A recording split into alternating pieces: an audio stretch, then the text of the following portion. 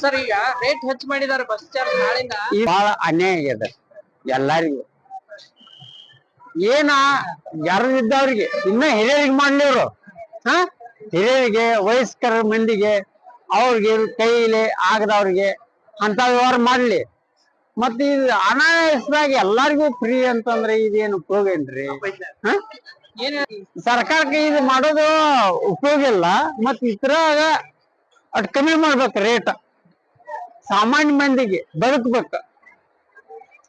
ಈ ಬಡವರು ಬರ್ತಾರೋ, ಶ್ರೀಮಂತರು ಬರ್ತಾರೋ, ವ್ಯವಹಾರ ಬರ್ತಾರ.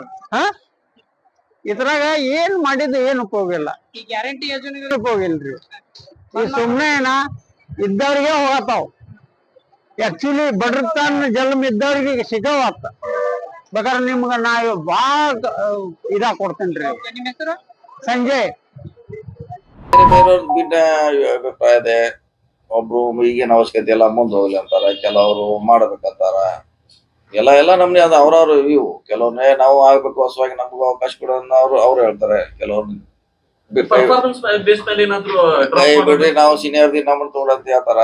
ಇನ್ನು ಕೆಲವರೇ ಇನ್ನೊಂದ್ ಸ್ವಲ್ಪ ಮುಂದೆ ಹೋಗ್ಲಿ ಆಮೇಲೆ ಮಾಡ್ತಾರ. ಅವ್ರವ್ರ ಅಭಿಪ್ರಾಯ ವಿಚಾರ ಇದೆ.